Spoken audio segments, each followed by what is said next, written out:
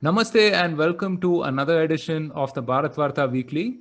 This was a long and interesting week. Plenty of things happened this week. So with me, I have Ashish and Srivatsa, as always, to discuss the news and events of the last week. Hi Ashish, how are you doing?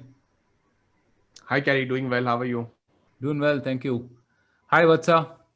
Hi, Carrie. How are you? Good man.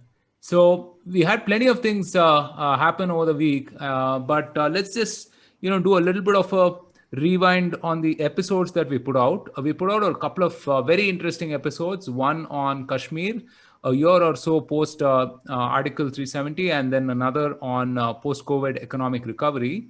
Ashish, any particular instances in the Kashmir episode that kind of stood out for you? Yeah, I think the passion with which Sunanda spoke, I mean, of course, she comes from that area and she has undergone some of the trauma which we read about or watch in documentaries or movies, etc. But hearing it from her firsthand is always a very picking kind of a experience where you really relate to some of the issues and how these things have been, let's say, pushed out. The discussions have never happened, and the justice has not been done in terms of whatever happened in the valley starting 1987, 88. So yeah, very poignant type of an episode. But good to hear that she was quite positive about the changes which are happening since the Right. abrogation of Article Right. 370. Yeah, absolutely. I mean, she was very passionate, and also I think Srimoy played a good foil to that. I mean, he was quite balanced, and he had a very good perspective to add as well. Vatsa, the episode on economic recovery. So, reason for optimism. Yeah, Carrie. So I think we'll talk about this in the weekly as well. There is the numbers across sectors seem to be looking better, so we can be optimistic. And it was interesting to hear the views of both Prathamesh and Nirav on this, because it was quite data driven in that sense. So they did a good job of analyzing. You know the economic recovery to date and what things will look like going forward. Right. All right, guys. So moving on to the first big item this week. Of course, I mean, we had the US presidential elections, and it was rocked by protests and fraud allegations. Many different facets on how the elections itself are unfolding. There are protests brewing in different parts of the country. And amidst all of this allegations of mail fraud, Donald Trump accusing the Democrats of trying to steal the election. He has also challenged the counting of the votes in many states as such, right? The voter turnout was pegged at 66.9%, the highest in 120 years, which is amazing. So this is a battle that can have worldwide consequences, right? So what do you think about the current state of affairs for the US, Ashish? Yeah, the whole process seems to. I mean, of course, the folks in US defend the process, saying that it's a very autonomous process which gives empowerment at the lowest level, at the county level, where the locals decide how a process should run. But in this day and age, I mean, there could always be a separation between a empowered process versus the tools and technologies employed to render that process, right? So it seems a little anachronous in today's day and age, the way whole thing has run. You might have heard how different people have been joking about, even if their country is not the best or not the most ideal, their process works better than what's happening in the US. So I think that there's a larger issue here, which of course in the US election, the US governments have to look at. I also feel that a lot of comments are without a very good context of how things work in the US, simply because things are very autonomous. We don't know what the rules are for a county or for a state, right? So like the videos and the allegations which come out, I think it's a little difficult to judge them sitting remotely. What is the reference? Like, for example, there are allegations that old voters have voted, but then maybe there's a default date if the date of birth is not captured, stuff like that. So maybe there's an alternative explanation. I have no idea. And I think it will also differ from county to county, right? So what might be true of, say, Michigan may not be true of Pennsylvania or Wisconsin. So I think that those differences aside, I mean, there are certainly questions on the process itself. Also shows how the pollsters got it totally wrong. I think this seems like a worldwide phenomena that the entrenched intellectual / media lobbies are completely unable to read the right side of the divide, of the political divide. It's happening in country after country, right? People have got Brexit wrong, they've got Indian elections wrong, they've got results. I mean, even the sentiment in France wrong, and now of course the US election. So it was not a washout for President Trump, but I mean, directionally the pollsters may have called it right, but not to the extent that they thought the division was sharp. So I think there's also this larger issue of how narrative and statistical judgment are kind of colliding with each other, which hopefully those in the profession will look at. But the larger issue here is that the result will have a bearing on geopolitics. From an India's perspective, what investments does President Biden makes in, let's say, the whole Quad formulation? His views on China will be very important for us. If he tries to play softball with China, there's actually a real border threat for us in the coming months, maybe in the next springtime when the snow melts. So I think all those issues will remain to be seen, and I'm actually quite cautious about this. I feel that his advisors and his strategists have come from a fairly deep left side of the divide, the folks who ran the campaign and who were involved with the whole strategy formulation. And I feel that that could weigh in on the India relationship with the Modi government. So not very optimistic, but let's hope that the larger US-India sense prevails. I mean, the sense of equal benefit prevails, and the some of the good things which have happened in the last 4-5 years continue. Right. So And just- Gary, a couple of things I'd just add. I think one is, this is, I think, probably the largest elections that's been held with a pandemic sort of hanging over the whole election. And, processes and the way things work normally, there was always going to be a bit of challenge, with the US allowing mail-in ballots and so on. The number of mail-in ballots are higher. So success that has worked for more than 200 years. So even if things go to the courts and so on, I think they have a mechanism in place to sort it all out. The other thing is, while Donald Trump may be on his way out, the Republican Party has had definite gains in the Congress and also and they've held on to the Senate, which is again against popular prediction. So I do hope that somewhere there is some sense that prevails in the Democratic Party, and they understand that their very ultra left kind of agenda, which goes against Israel, India, and all of that, and how they generally view economics and geopolitics. That side of the party might get sidelined, and a more sort of centrist and moderate side of the Democratic Party comes through. I am slightly less pessimistic than Ashish, in the sense that because of these results with the House and Senate, it won't be like a carte blanche for Biden and the left section of the Democratic Party. Right. And just to add, we got it right. I mean, so we had Absolutely. a podcast on the US elections. We called it for Biden. So Rohit and Abhishek, wherever you are, thanks so much and good work. Right. So moving on, the NPCI, which is the National Payments Commission of India, caps maximum transactions per app at 30%. Right now, I think Google Pay and PhonePe account for about 40% of the market share. Paytm and MobiKwik capture around 20% of the market. This cap will be calculated based on the total volume of transactions processed by the apps during the preceding 3 months on a rolling basis. I think if you remember, we said that UPI transactions would cross 2 billion in October, and they did, right? So what do you think about this change, Vatsa? So Carrie, in addition to the cap, there has been another interesting development, which is WhatsApp has been given permission to launch its payment service through UPI in India, and some people are sort of linking the two announcements.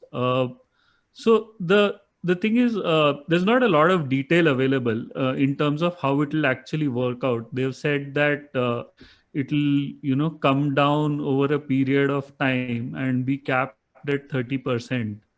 uh, it I mean, if you think of it, theoretically it makes sense that you don't want a monopoly and so on, but practically how it will be implemented is a big challenge. So for instance, I mean, you will need people to actually have multiple UPI apps on their phone, because if one of the apps hits the 30% sort of benchmark, then they'll need to switch to another app. And people may or may not want to do that. And how that helps in itself is not clear. And it's not like we have a monopoly situation right now. We have a number of players who are providing UPI services. So instead of trying to intervene and set limits, I think the NPCI should let the markets play out. Because anyway, banks or these third-party apps, they're not making money out of UPI as of today. Exactly. They're not allowed to charge an MDR like you could for a credit card. So in the sense, it's a free service, and on top of that, you want to restrict the number of transactions that can happen through a particular app. uh, it's not really the best decision. Having said that, the NPCI has clearly said that the SOP will be rolled out after discussing with all the players. So we should wait to see how exactly some of these things play out, instead of jumping and saying that, oh, it will be bad or it will be good, or whatever. Yeah, no, I think we definitely have to wait it out, right? Because there are some discussions pending, and NPCI has been amazing, right, in terms of how they're working with all the ecosystem players. But yeah, if this comes through, I think we might see some of the smaller players capture more of the market, right? All right, moving on. So we had some optimistic hues on the economic front, right? The industry body PhD CCI expects a 7.7% growth in GDP during 2021-2022. This prediction was made upon an analysis of 25 high-frequency economic indicators. We also discussed a few of them on the Economic Recovery podcast we did last week. A Jefferies Financial Group Inc. Model tracking economic recovery this week showed activity in India is already at 93% of pre-COVID levels. However, bad debt was mentioned to be a hindrance to the recovery of the economy. Ashish and Vatsa, I'm sure both of you have thoughts on this. I'll come to Ashish first. What do you make of this? Yeah, we've been discussing this in our episodes as well as on the weekly itself, Carrie, right? So several high frequency indicators have turned quite positive in the last, let's say, month or so. We saw the digital payments picking up. We spoke about it, about 17% growth year on year over September last year was observed. We had the highest selling months for Hero Motors and for Bajaj Auto. Bajaj. Their best months ever in terms of monthly sales. Even the toll collections have improved via FASTag. So I mean, there's more movement on the highways. Generally, when movement on the highways is a good indication of how the supply chains are working, and that seems to be picking up as well. Manufacturing PMI is now highest in a decade. The September PMI came in at, the October PMI came in at 58.9, which was higher than the September reading as well, and highest in 10 years. E-way bills, which are generated, again, we had the highest number of e-way bills generated in October, which kind of mirrors the toll collection statistic. And even on the consumption side, for example, like the Surat, the diamond bourse saw like a 725% increase in exports over the previous, in the April-October period. In the October month, which where the exports had declined in the April-October period earlier. So the overall, the indicators seem quite positive. Again, the question is, is it sustainable? That is one part, because this is also the festive season. October was Navratri, and then we will have Diwali coming up this month. So that is one question, whether it is going to continue after that. So like what happens in the post-January period? That is one question. The second point is that are there different speeds at which the recovery is moving? So maybe some parts of the economy is are moving faster, or they are recovering faster. So maybe the services industry, the some of the more consumption related items have done well, but maybe at the lower end, the wage inequality is increasing. The demand destruction has also caused small businesses to shut down. And do we have the right tools and the methods to reach out to these sections of society in terms of sustained relief? So, I mean, of course, the government took the immediate measures of giving free food grains and extending cheap loans to various segments of society. But then, how long can that sustain, and what is the turnaround time needed for them to really bounce back? So those questions linger. I think this financial year, we should. I mean, there's not much hope in terms of obviously a growth, a positive GDP growth. But how the Q4 fares, I think that would be the right indication of whether it's all these are real bounce backs, or some of it is just pent up demand catching up.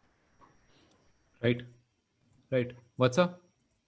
So, Carrie, I think Ashish has covered a lot of important points. I am also pretty optimistic about the economy in general. I think, we are already, running at probably 95% of, trade outlets and so on being open.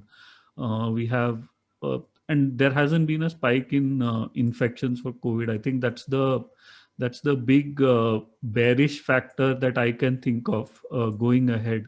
If we again see a spike where we start hitting 75, 80 or even more thousand cases a day, that's when again there'll be pressure in terms of locking down the economy, and that can adversely affect the economy.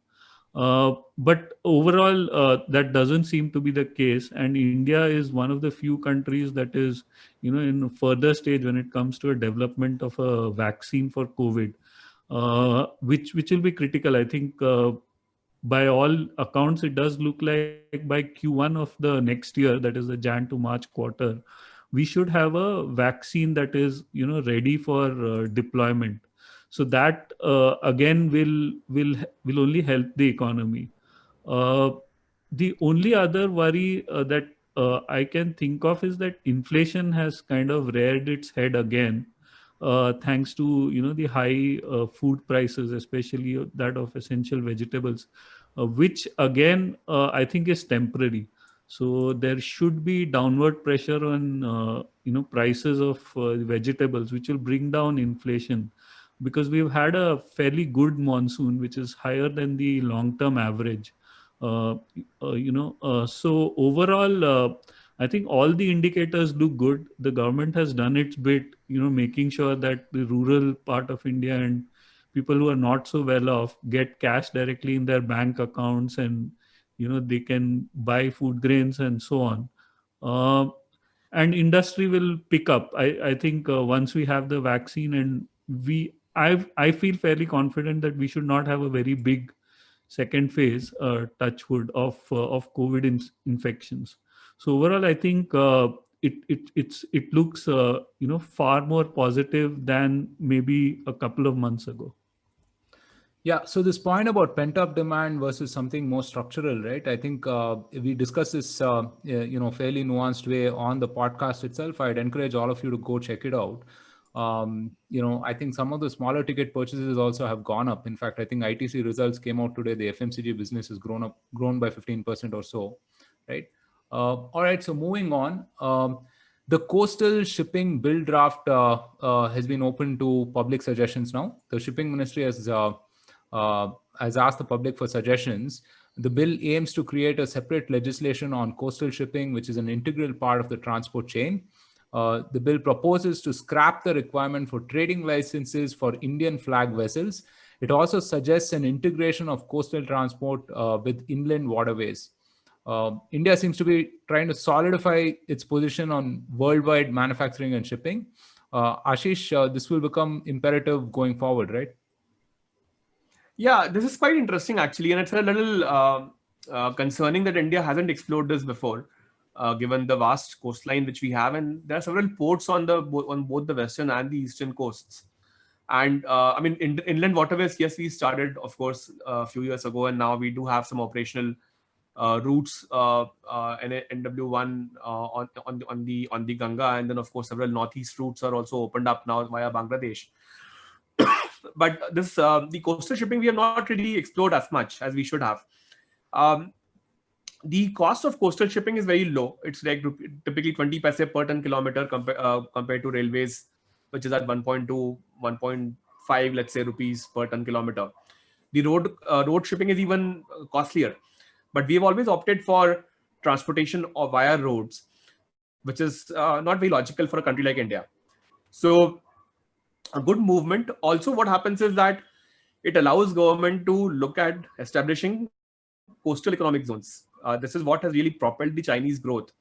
Now, of course, given that our coastal areas are abutted by Western and Eastern Ghats, there'll be several environmental concerns about what we can establish and what not. But even if it is not really, even if the CEZs are not on the coast itself, but let's say in the states, in the interior territory, with access to the ports, even that would be good enough. So I think the whole premise of coastal shipping opens up a lot of possibilities. The bill also says that the priority will be given to Indian ships with Indian flag. They will not need any permits to undertake any transportation of goods, and the foreign flagships, if they want to also undertake this activity, they will have to buy vessels made in India or basically have certain registration process. So all in all, this could be a fairly big boost to the way transportation is carried out, and it might free up the roads for better, let's say, public movement around the country. Coupled this with the DFCs, I mean, think about how something will move from, say, Punjab to, let's say, Odisha, right? Today, all of that is on road, but with the DFCs in place, you can move, the goods on, let's say, trains between Punjab and, say, JNPT, which is a port where there'll be a DFC access, and then on ship between the West Coast and the East Coast, and that could be actually much cheaper in terms of per unit cost as well. So I think some of these possibilities open up for better inland trade itself. I mean, of course, it will also boost exports, but certainly will also improve the efficiency of our own domestic trade. Right. Fantastic. So we'll move on from this. The registration requirements for BPO and IT-enabled services has been reduced. These guidelines focus on removing unnecessary bureaucratic restrictions and promote ease of doing business. The guidelines help companies adopt work from home and work from anywhere policies. Of course, IT services and IT industry has been doing well. They include waiving requirements for deposit of bank guarantees, static IP addresses, publication of network diagrams, and more.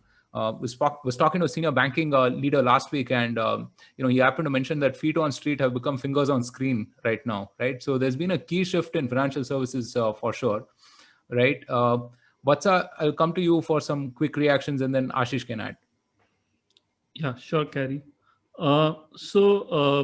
The underlying philosophy behind, all the rules and regulations that you mentioned was that voice and data calls had to be segregated. So in that sense that, voice calls in a BPO or what are referred to as OSPs should not mingle with voice over IP calls that take place through the data network.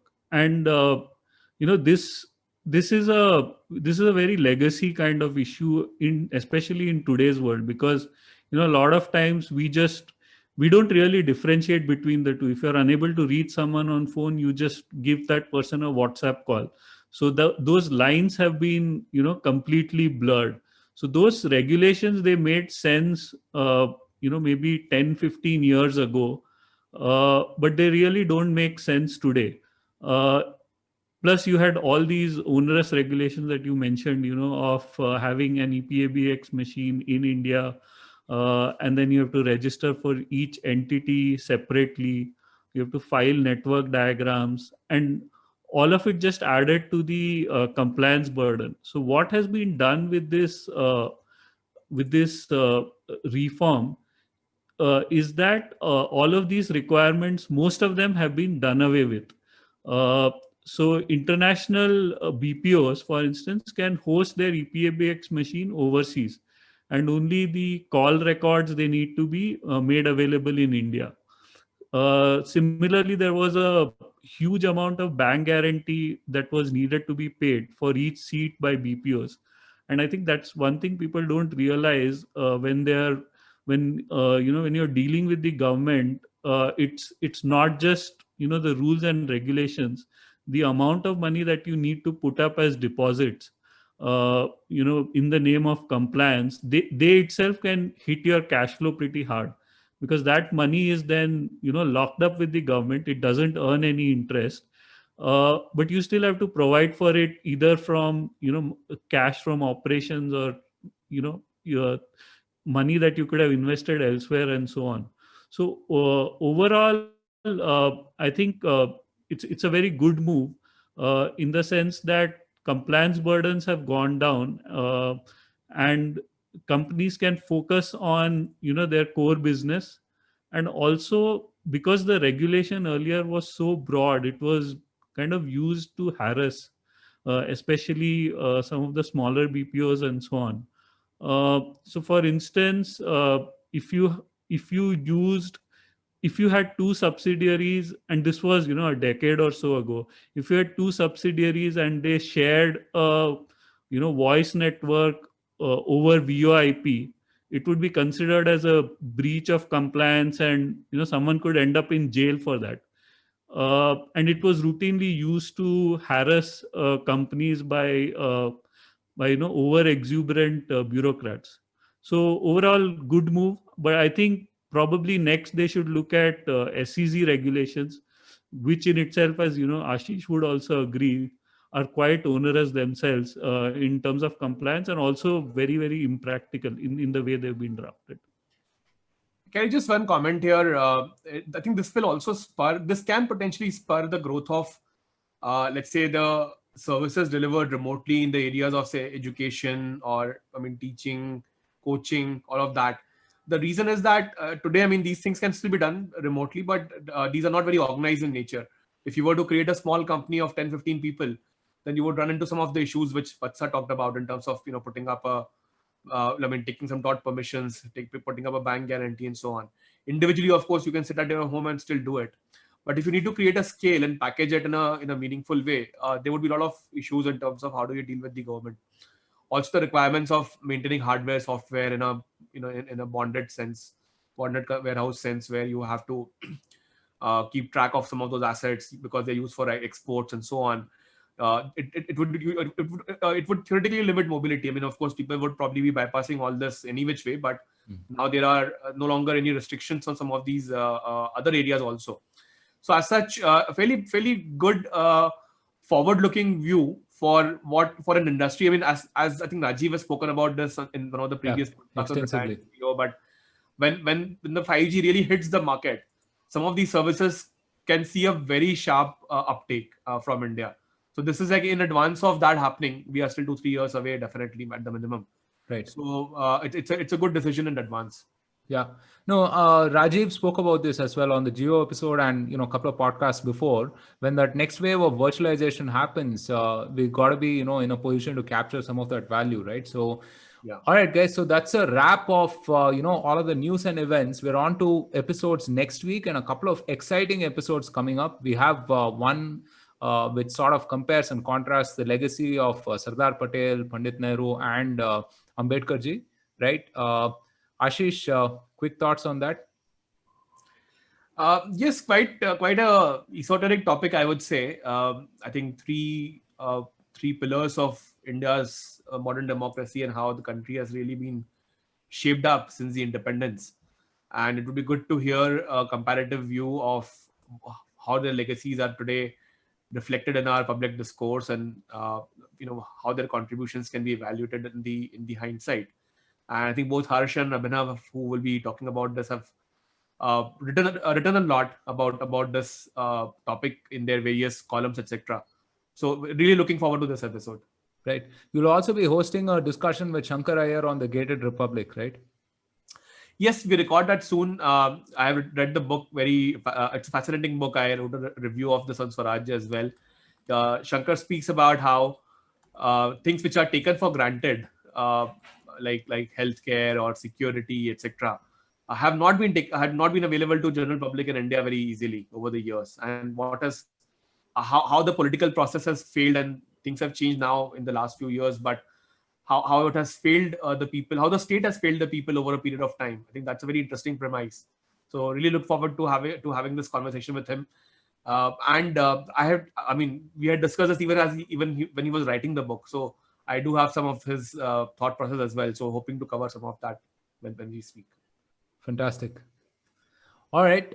So that's a wrap from us this week. Thank you for again, watching this weekly. We'll be available for any questions that you might have on the YouTube channel. Feel free to shoot out comments and suggestions as well. So until next time, please stay safe, take care, and it's a goodbye from Ashish, Vatsa, and myself. Thank you. Bye. Thank you. Thank you.